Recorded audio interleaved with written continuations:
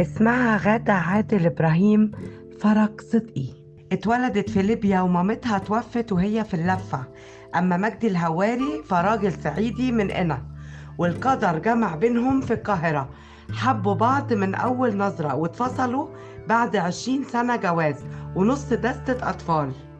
مجدي كان بيغير عليها بجنون لدرجة إنه ما كانش بيناديها باسمها بالشارع، وهي وصفته بالديكتاتور. لكن مشهد الختام بينهم كان خناقة كبيرة اتطورت للشتيمة وسب ما بين البروديوسرز والكاميرامانز في قلب الاستوديو، والتصوير طاقم التصوير كله. والنهاردة بيظهروا في برنامج بعد 5 سنين طلاق وبيتكلموا في منتهى الحب وكأنهم كابلز جداد بشهر العسل. يا ترى هيرجعوا لبعض ولا لأ؟ غادة عادل بنت ليبية لأم سورية الأصل وأب فلسطيني الأصل. اتولدت في بنغازي سنة 74، يعني عندها 48 سنة.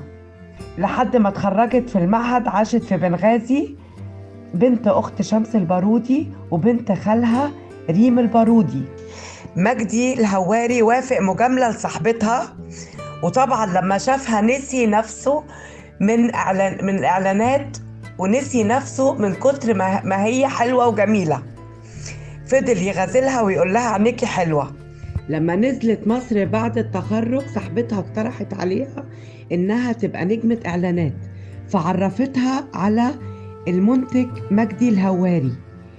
وساعتها أول ما دخلت مجدي الهواري اتجنن بسحرها وجمال عينيها، وساعتها ابتدى يغازلها من وهي عندها 19 سنة، فضل سنة يلحقها لغاية ما اتقدم لها. مجدي الهواري كان بيغير عليها غيرة عمية لدرجة انه هو ما كانش بيخليها تنزل حتى لوكيشن التصوير، فجات فترة واعتزلت. لحد ما في مرة مسكوا في بعض بسبب اختلاف بسيط في وجهات النظر، تحول لخناقة كبيرة جدا قدام الكرو التصوير كله. وبعدها غادة اتأكدت انهم وصلوا الحيطة سد وانه لازم دلوقتي ينفصلوا.